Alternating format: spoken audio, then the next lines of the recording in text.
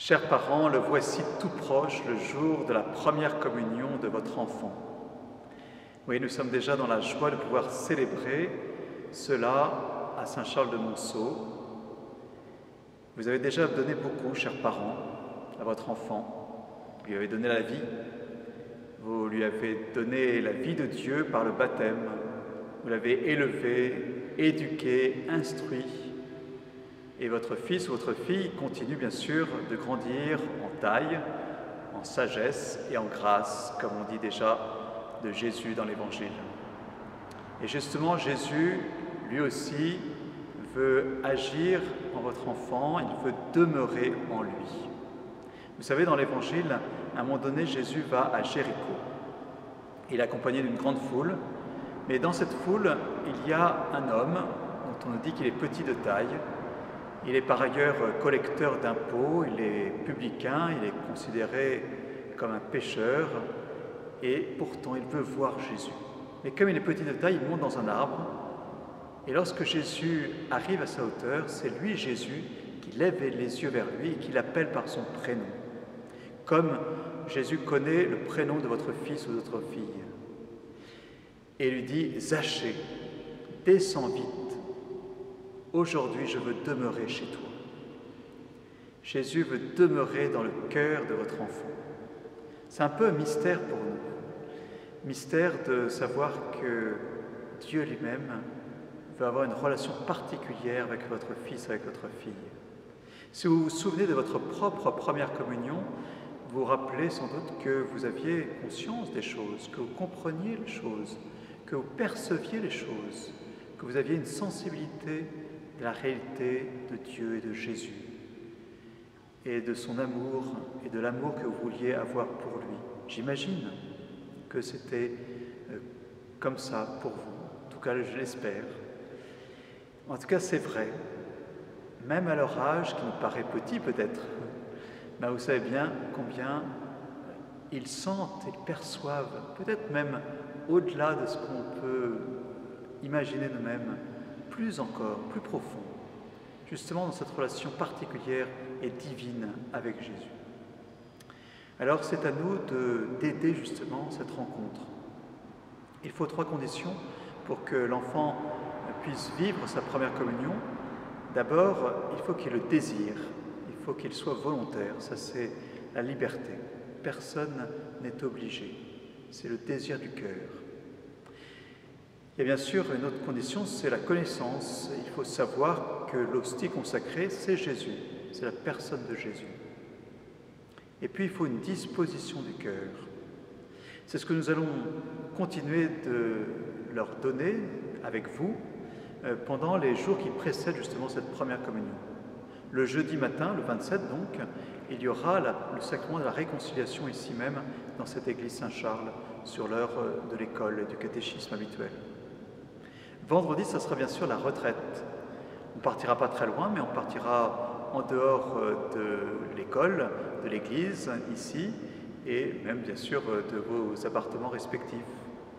Un temps pour se retirer, pour mieux comprendre le mystère de la messe, pour vivre ça à la fois personnellement et en même temps avec tous les camarades.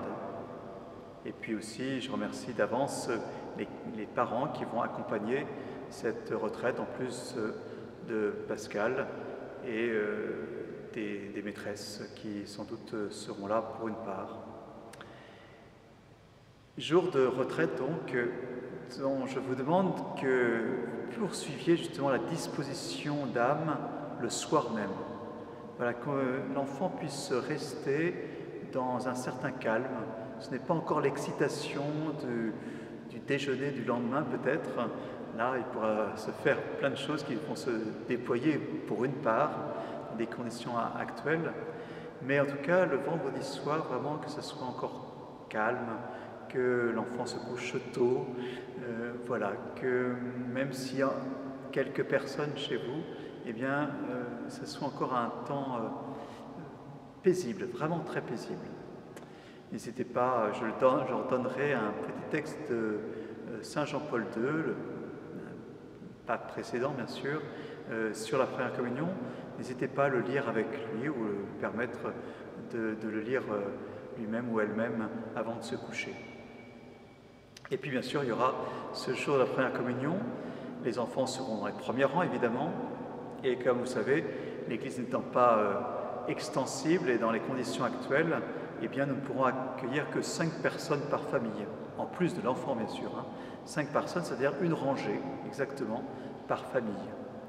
Alors, je sais que c'est difficile pour certains, c'est un renoncement, mais justement, nous avons demandé à un professionnel de pouvoir filmer en direct cette célébration pour que ceux qui ne peuvent pas être présents dans l'Église puissent quand même y participer d'une manière ou d'une autre, et puis que vous puissiez garder cette vidéo qui pourra être revue à tout moment et que votre enfant pourra peut-être revivre dans quelques années. Voilà, c'est une disposition qu'on a prise pour essayer que le plus possible de personnes puissent d'une manière ou d'une autre assister ou participer à cette première communion de votre fils, de votre fille. Ceci dit, donc, ici même, nous le vivrons bien sûr avec tous les chants, avec ce temps festif. Bien sûr, la sortie de l'église sera là aussi un petit peu dispersée, on ne pourra pas vraiment se regrouper comme on le faisait, mais voilà, on a quand même cette chance, cette grâce vraiment de vivre ce moment. Alors, laissons-nous toucher nous aussi par ce moment, peut-être vivons les choses. En tout cas, permettons encore une fois que cette disposition de cœur et cette relation particulière entre Jésus et votre fils, votre fille, se fassent dans les meilleures conditions. N'hésitons pas à prier la Vierge Marie, peut-être en famille, peut-être en cœur à cœur avec votre enfant. Priez le Je vous salue Marie pour que la Vierge Marie prépare ultimement votre enfant. En tout cas, c'est une joie avec Madame Carnel, avec Pascal, avec tous ceux qui, pendant toute l'année, ont suivi vos enfants. Grande joie de pouvoir vivre le 29 mai cette belle messe. Alors, je vous dis à très bientôt.